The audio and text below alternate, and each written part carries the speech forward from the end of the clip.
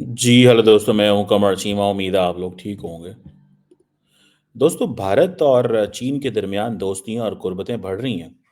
आपको पता है कि चाइना के फ़ॉरेन मिनिस्टर जो हैं, उनसे भारत के फ़ॉरेन सेक्रेटरी विक्रम मिश्री की बात हुई है, मुलाकात हुई है बीजिंग के अंदर। ये बहुत बड़ी बात है, पूछें क्यों? उसकी वजह ये है कि चाइनीज़ जो हैं, वो फ़ॉरेन मिनिस्टर, फ़ॉरेन सेक्रेटरी से क्यों मिलेगा? लेकिन क्योंकि कहा जा रहा है कि विक्रम मिश्री साहब जो हैं ये पहले वहाँ पे एम्बेसडर जो हैं वो रह के आए हैं। इसी तरह मज़े की बात है जो चाइना के वाइस फ़ॉरेन मिनिस्टर हैं सन वेडोंग, वो इंडिया के अंदर एम्बेसडर रह के गए हैं, बल्कि वो पाकिस्तान के अंदर भी एम्बेसडर रह के गए हुए हैं। और अब ये जो मुलाकात हुई है इसमें बहुत सारी ऐसी आप समझ लें कमिटमेंट्स हैं जो नज़र आ रही हैं। आप ऐसे लग रहा है जैसे बहुत ज़्यादा कोशिशें की जा रही हैं। मतलब तग-ओ-दो की जा रही है, एफ़र्ट की जा रही है। आप अगर देखें जो चाइनीज़ फ़ॉरेन मिनिस्टर का बयान देखें, ठीक है? जो उन्होंने दिया है फॉर इंडिया और इसी तरह इंडिया के जो फ़ॉरेन सेक्रेटरी हैं, उनका बयान देखें, तो आपको पता चलेगा कि ऐसे जैसे पता नहीं क्या है ऐसा मोहब्बतें बढ़ रही हैं। ठीक है जी। और दो इस साल 2025 में से आपको पता है कैलाश मानसरोवर जो यात्रा है, वो समर में शुरू हो रही है, गर्मियों में शुरू हो रही है। ठीक है जी। और एक तो ये चीज़ है, इसको थोड़ा देखना होगा। दूसरा India China export level mechanism जो है, वो रिज़्यूम हो रहा है on hydrological data trans border river cooperation के ऊपर, जो कि इंडिया का है कि ये जी $136 अरब के ये जो इन्होंने बना रहे हैं एंड देन और बहुत सारे इनके जो बायलैटरल्स हैं उसको। सबसे बढ़ के एयर सर्विसेज़, इंडिया ने मुश्किल डाल दी चाइना को। उन्होंने कहा जी चाइनीज़ बिज़नेस खज्जल होते हैं तो हों, हम डायरेक्ट एयर सर्विस नहीं चलाएँगे। क्यों? पहली बात तो ये है कि सारे का सारा जो फ़ायदा हो रहा था वो चाइनीज़ एयरलाइन्स को हो रहा था। दूसरा उसमें ये था उन्होंने कहा चाइनीज़ बिज़नेसमैन खराब हो रहा है। तीसरा उनको ये था कि चाइनीज़ बिज़नेसमैन जितना खराब होगा हुकूमत को प्रेशराइज़ करेगा। तीसरी चाइना इंडिया को ये बात थी कि भई जो बैलेंस ऑफ ट्रेड है वो तो चाइना के फ़ेवर में है $100 अरब तकरीबन। तो हम क्यों चाइना के साथ एयर सर्विस खोलें? So use it as a leverage, इसको लिवरेज के तौर पे इस्तेमाल करें। आप समझ रहे हैं बात को? सो चाइना और इंडिया के ताल्लुकात बहुत अच्छे हो रहे हैं और हमारे चाइना से ताल्लुकात बहुत ख़राब हो रहे हैं। और वो जो ख़राब हो रहे हैं उसके रीज़न कल अभी आप देखें, कल एक पता नहीं किसी गार्डियन में छोटी-सी को खबर आई पाकिस्तान चाइना ताल्लुकात के हवाले से, चाइनीज़ एम्बेसी ने स्टेटमेंट जारी कर दी कि नहीं ऐसी कोई बात नहीं। फिर फ़ॉरेन में हमारे मिनिस्टर और चाइनीज़ एम्बेसडर की मुलाकात हुई। फायर फाइटिंग इसे कहेंगे आप। इसे क्या कहेंगे? फायर फाइटिंग कहेंगे। अब मुझे सिर्फ़ इतना बता दें कि ठीक है, एयर सर्विस खोल दी। एयर सर्विस खोल दी। क्यों खोली? बिकॉज़ उनको पता है कि हमें इससे क्या मिलना है। चाइनीज़ बिज़नेसमैनों की जान निकली हुई थी। आप समझ रहे हैं? जान बंद थी बल्कि। मुश्किल में थे बेचारे वो कि क्या करें और क्या ना करें, किधर जाएँ हम। अब जो चाइनीज़ साइड है, इंडियंस बड़े खुश हैं कि भाईजान Shanghai cooperation organisation and all this and participations and cooperation, ठीक है ना जी? और कि एक तो उन्होंने कहा जी कि हम जो इन चाइना को जो एससीओ की प्रेसिडेंसी लेने पे भी फुल सपोर्ट करेंगे और हम आपको उन्होंने कहा एश्योरेंस देते हैं कि फुली पार्टिसिपेट करेंगे जो कि एससीओ की अम्ब्रेला। इट मीन्स कि इंडियन वज़ीर आज़म नेक्स्ट टाइम पार्टिसिपेट करेगा जो भी एससीओ की कॉन्फ्रेंस होगी। इंडिया ने डेलिब्रेटली एससीओ को की प्रेजेंस को कम डाउनग्रेड करके चाइना को कहा कि हम तुम्हारे बनाए हुए मल्टीलैटरल फोरम को वैल्यू नहीं देते, हम ब्रिक्स को वैल्यू देंगे। मिसाल के तौर पे पिछले साल जब चाइना की वो 2 साल पहले जब इंडिया के पास थी एससीओ की प्रेसिडेंसी, तो फॉरेन मिनिस्टर्स को बुला लिया और जब हेड ऑफ गवर्नमेंट्स की बात आई, तो कैंसल कर दिया। और कहा जी कि हम तो इसको और अंदाज से देखते हैं, और अंदाज से देखते हैं। और वो अंदाज क्या था? वो अंदाज ये था कि ऑनलाइन चले गए। फिर नरेंद्र मोदी ना गए आई थिंक कजाकिस्तान में, फिर पाकिस्तान के पास आया तो ना आए, तो इंडिया ने इसको लिवरेज के तौर पे इस्तेमाल किया ओवर द चाइनीज। उन्होंने कहा हम पार्टिसिपेट करेंगे। अब देखिएगा अगली दफा नरेंद्र मोदी साहब जाएंगे एससीओ फोरम पे, अगली दफा नरेंद्र मोदी साहब जाएंगे, ठीक है ना जनाब। और इसमें भी देखें, ये जो वो जिसे कहते हैं ना,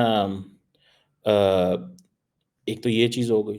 फिर उन्होंने कहा जी हर किस्म के बायलैटरल मल्टीलैटरल कोलियंस जो हैं उनके ऊपर हमारी आपके साथ कम्युनिकेशन होगी, म्यूचुअल ट्रस्ट होगा, दिस एंड दैट होगा।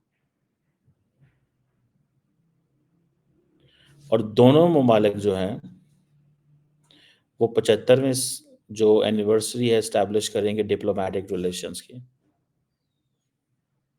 और मीडिया और थिंक टैंक्स एंड ये होगा, ट्रैक टू डायलॉग होंगे। समझ रहे हैं इंडिया और चाइना के मामलात कितने अच्छे हो रहे हैं? ठीक है जी। Then the Chinese side also agreed on this, this जो एक कैलाश मानसरोवर जो है, जो ऑटोनमस रीजन है वहाँ पे पिलग्रिम्स, इंडियन पिलग्रिम्स आएंगे और जो भी अरेंजमेंट्स करने होंगे वो करेंगे। फिर तो जैसे मैंने पहले बताया, trans border river cooperation, communication and all this. और इंडिया चाइना रिलेशंस को वो कह रहे हैं कि हमें देखना चाहिए और हैंडल करना चाहिए कि हमारे जो फंडामेंटल इंटरेस्ट हैं उनके हिसाब से। और उन्होंने कहा है कि हमें लफ्ज़ इस्तेमाल किया है, we have to look it from strategic height and long term perspective. यानी कि हमारा आपका ताल्लुकात स्ट्रेटेजिक नहीं है, इन ताल्लुकात को स्ट्रेटेजिक हाइट से देखें, लॉन्ग टर्म पर्सपेक्टिव से देखें। और हमारी जो कंस्ट्रक्टिव एटीट्यूड्स होने चाहिए, ये इंडिया, ये चाइनीज साइड कह रही है, ये चाइना का वर्जन है। स्ट्रेटेजिक हाइट से देखना है, लॉन्ग टर्म पर्सपेक्टिव। इंडिया को वो कह रहे हैं कि अमेरिका के एंगल से हमें ना देखो। चाइनीज इंडिया को कह रहे हैं लॉन्ग टर्म पर्सपेक्टिव में इस खित्ते के अंदर मैंने और आपने रहना है, अमेरिका ने नहीं रहना। अमेरिका अगर अफगानिस्तान से जा सकता है तो क्या अमेरिका इंडो पैसिफिक से नहीं निकल सकता? क्या इंडिया अगर अफगानिस्तान से जा सकता है, वियतनाम से जा सकता है, इराक से जा सकता है, तो इंडो पैसिफिक में वो कैसे रहेगा? तो वो कह रहे हैं कि आप उनकी बातों में ना आए। So look it from strategic height and long term perspective. ये चाइनीज साइड ने सजेस्ट किया है। और उन्होंने कहा है जी कि कंस्ट्रक्टिव एटीट्यूड्स होने चाहिए। इंडिया तो पहले ही तैयार बैठा हुआ है कंस्ट्रक्टिव एटीट्यूड्स के लिए, अच्छी पब्लिक ओपिनियन, म्यूचुअल ट्रस्ट, ये सारी चीज़ों के लिए इंडिया तो तैयार बैठा है। सो ये जो उनके अपने कंसर्न्स हैं उनको भी एड्रेस कर लिया उन्होंने। और सबसे बढ़ के मैं आपको बात बताऊं, दोनों साइड जो हैं वो कह रहे हैं कि 75वीं सालगिरह जो है, 75 साल की जो एनिवर्सरी है उसको पता है किस अंदाज से मनाना है? Think tank exchange, media conversation, track two, people to people. और अल्लाह के हुक्म से हमारे ताल्लुकात डाउनग्रेड हो रहे हैं और इंडिया के ऊपर चढ़ रहे हैं, जा रहे हैं। समझ रहे हैं बात को? सो इंडिया जो है वो तो भाई उसने अपनी स्पेस बना ली है। इंडिया ने अपनी स्पेस बना ली है एंड दे हैव रियलाइज्ड कि इट्स नेसेसरी, ये बहुत ज़रूरी है कि हम अब मिल के, चाइना और इंडिया मिल के काम करें। और अमेरिकन्स ने वो जो इंडिया की स्ट्रेटेजिक ऑटोनमी, इंडिया की जो था मल्टी अलाइनमेंट, उसको रीड किया। रीड करके उन्होंने कहा कि इंडिया हमें स्पेस दे रहा है कि आओ मिल के प्लान करें। हालांकि इंडिया स्पेस दे भी रहा था और नहीं भी दे रहा था। इंडिया वेस्ट से पीछे नहीं हट सकता। because the level of cooperation they are getting from West, वो कहीं और से नहीं मिलना। ठीक है जी। लेकिन इंडिया इस चीज़ में भी वजीद है कि मेरा कंपटीशन चीन के साथ है, नेबर जो है। सो नेबर को कंपटीशन जो है वो देखना पड़ेगा। इंडिया कह चाइनीज कह रहे हैं नहीं, स्ट्रेटेजिक हाइट से देखो, लॉन्ग टर्म पर्सपेक्टिव से देखो। स्ट्रेटेजिक हाइट मींस कि थोड़ा जूम आउट करो ना, जूम आउट करो, जूम आउट करके फिर देखो इस खत्ते को और मुझे और अपने आप को देखो। इसमें वो चाइनीज ये भी कह रहे हैं कि भाई साहब, आप अगर इसको स्ट्रेटेजिक हाइट से देखेंगे तो हम आपको नजर आएंगे, बिकॉज टेक्नोलॉजी में फ्यूचर हमारा है, वेपन्स में फ्यूचर हमारा है। लेकिन जब इंडिया ये कहता है कि मल्टीपोलर एशिया हो, तो मल्टीपोलर एशिया जो है ना जनाब, उसमें वो कह रहा है मेरे से पावर शेयर करो। मल्टीपोलर एशिया में वो कहता है मुझसे पावर शेयर करो, वो ये कहते हैं। समझ रहे हैं बात को? ये कितनी इंटरेस्टिंग बात है कि मल्टीपोलर एशिया के अंदर वो कहते हैं पावर शेयर करो। अमेरिकन चाइनीज कहते हैं तुम अमेरिकन को लिफ्ट कम कराओ, अमेरिकन को लिफ्ट कम करवाओ, हमारे साथ इंगेज करो, ये वो कहते हैं। है ना इंटरेस्टिंग चीज? ये मैं आपको जो उनकी स्टेटमेंट है मैं वहां से रीड कर सकता हूं कि that is what they are saying. और हमारी पोजीशन क्या है? हमारी पोजीशन है लड़ाई। चीनी नाराज ने, चीनी कहते ने यार ये चंगे बंदे ने,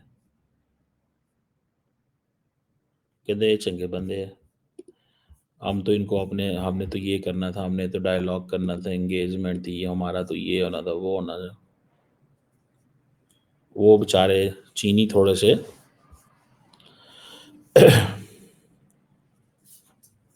ठीक है जी, चीनी इस सेंस में लगे हुए हैं। चीनियों का अब दिल परेशानी ये बन गई है कि पाकिस्तान हाथ से चला गया।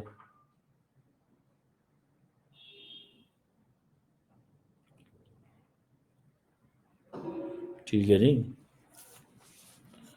सो ये चीज़ है, वो इस चीज़ को समझते हैं, वो इस चीज़ को समझते हैं कि ये हमें चीज़ करने की ज़रूरत है। सो हमें इस चीज़ को देखना है कि हाँ, क्या हम चाइना के करीब हो सकते हैं, या जो हमसे चाइना एक्सपेक्ट कर रहा है, या कि नहीं। मुझे लगता है मुश्किल है। I find it difficult. मैं इसको बड़े मुश्किल अंदाज से ये चीज़ें देखता हूँ। और मुश्किल अंदाज से क्यों देखता हूँ?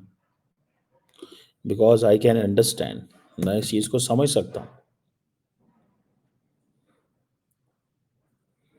मैं इस चीज़ को समझ सकता हूँ, रियलाइज़ कर सकता हूँ कि नहीं यार, ये it's not going to work, ये इस तरह नहीं चलेगा जिस तरह बात की जा रही है। चाइनीज़ कहते हैं कि हमारे साथ सिर्फ कारोबार करो, बिजनेस करो, हमारे साथ सिर्फ कारोबार करो, बिजनेस करो, इंगेज करो, डायलॉग करो, सारा कुछ करो, ये वो कह रहे हैं।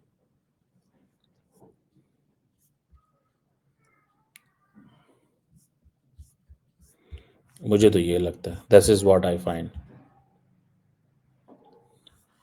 हम क्या कह रहे हैं? हमारे मसले ही और हैं, हमारे मसले ही और हैं।